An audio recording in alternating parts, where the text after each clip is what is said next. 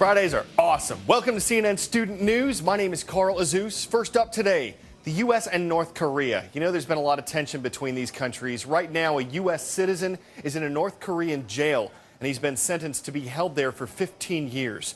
Kenneth Bae was arrested in North Korea back in November. He has documents that let him travel there legally. But North Korean officials say Bae committed hostile acts against that country, although they haven't given any details. The U.S. government is calling for him to be released immediately. Dan Rivers has more on the case and how it could play out. There is curiously little information about Kenneth Bae online. Just this Facebook page started by his friends campaigning for his release from the secretive regime. He's been jailed for 15 years hard labour for, quote, his crimes aimed to topple North Korea. The official news agency claiming, quote, his crimes were proved by evidence, a possible reference to material reportedly found on a hard drive. One of Bae's friends suggesting it may have been as innocuous as photos of orphans begging. Whatever he's done or hasn't done, experts say he's now a bargaining chip for new leader Kim Jong-un. Well, I think North Korea kind of looks at any U.S. citizen in and around North Korea as a mere asset, a commodity that can be traded in the open market. And so Kenneth Bae was just at the wrong place at the wrong time.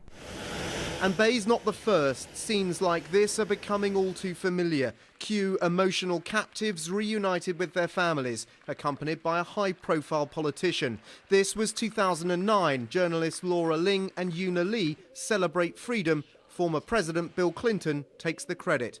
A year later, it's a different former president, Jimmy Carter, with another relieved American, Ajalon Gomez. Kenneth Bae is the 6th American in the wrong place at the wrong time, and the North Koreans may once again be holding out for a high-profile visitor before they give him up.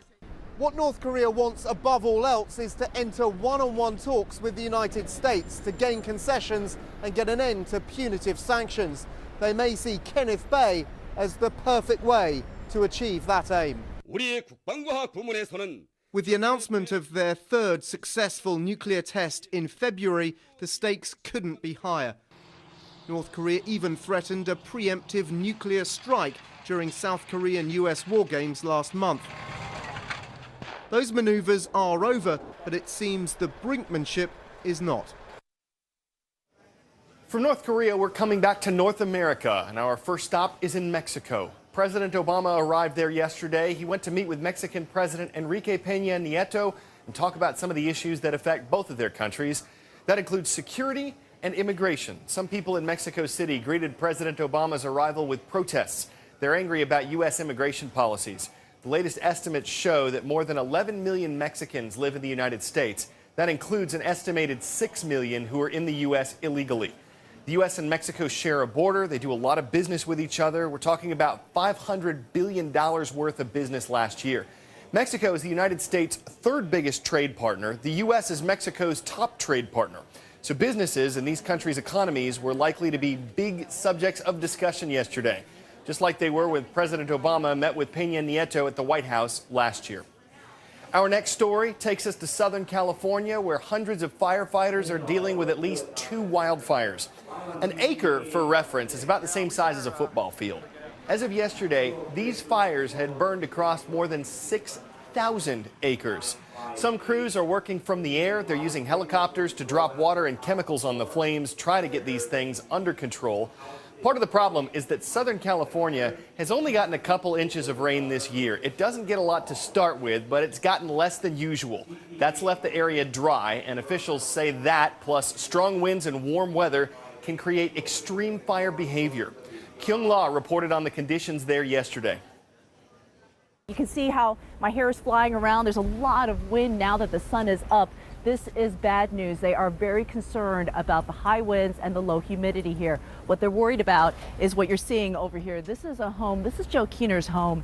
And you can see what happened when the wildfire came raging through this area. This home was engulfed in just minutes. The reason that he was able to survive is because he was already outside. He was in his car trying to escape. What they're surprised about is the force of the fire happening so early in the year. This is the type of destruction you see usually in October. But because of the dry weather, the lack of precipitation we've had this year, that's really a dangerous combination for what's going to be, they're anticipating, a very difficult fire season. Now we're heading across the United States, from California to New York City. Construction crews there have been working on One World Trade Center. It's a new building going up on the site of the original World Trade Center towers. Those were destroyed in the 9/11 terrorist attacks in 2001. Now this is the new building. A year ago, during the construction process, it set a mark as the tallest building in New York City. When this part is eventually in place, it'll be the tallest building in the Western Hemisphere. This spire was lifted up onto a temporary platform yesterday. Once it's installed and One World Trade Center is finished, it'll stand at a symbolic height of 1,776 feet. See if you can ID me. I was established in 1607 by explorers from the Virginia Company of London. I was named for England's King James I, and I was the first permanent English settlement in North America. I'm the Jamestown Colony, and I'm located near what's now Williamsburg, Virginia.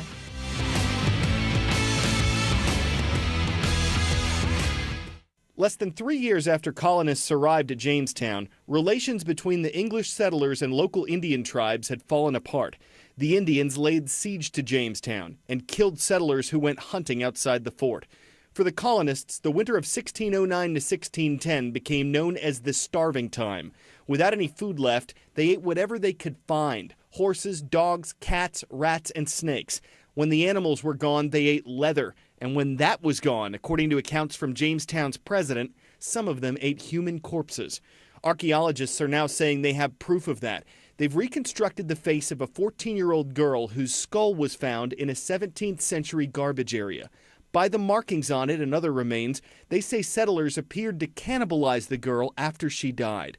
It illustrates the desperation the settlers faced during a period that killed 240 out of 300 colonists. Researchers expect more evidence to surface. As one anthropologist said, "You never know what's going to be under the next shovel." Today's shout out goes out to Coach Clement's social studies classes at Gunter High School in Gunter, Texas. The Revolution, Galaxy, and Timbers are all teams in what professional sports league? Here we go. Is it the CFL, ATP, NBDL, or MLS? You've got 3 seconds. Go.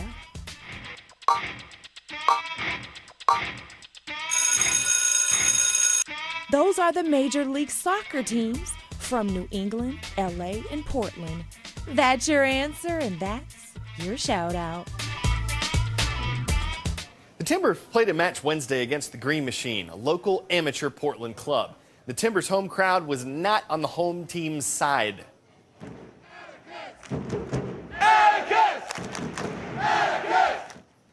Atticus Lane Dupre is the reason this match happened. He's 8 years old, a cancer survivor, and he loves soccer. So when the Make-A-Wish Foundation got in touch, his wish was for his youth soccer team to play his favorite MLS franchise. Atticus scored 4 goals, including the game winner, and said that one was his favorite. This wasn't scheduled around a regular Timbers match. It was set up just for Atticus and his team, and 3,000 people showed up to the stadium for it, ready to cheer the Green Machine on to victory. Finally, we're going to close out the week with a classic. Rubber Ducky, you're the one that strikes terror into the hearts of man. Okay, that might be a bit extreme, but so is this duck. It's 54 feet tall, and it just floated into Hong Kong. The inflatable art has been making its way around the world. It'll hang out in Hong Kong until next month. The creator said, quote, "If it makes you smile, then that's okay, but maybe it makes you cry." Honestly, it just quacks us up. Definitely won't get overshadowed, though. When you're talking about a duck that's 6 stories tall, the thing automatically gets top billing.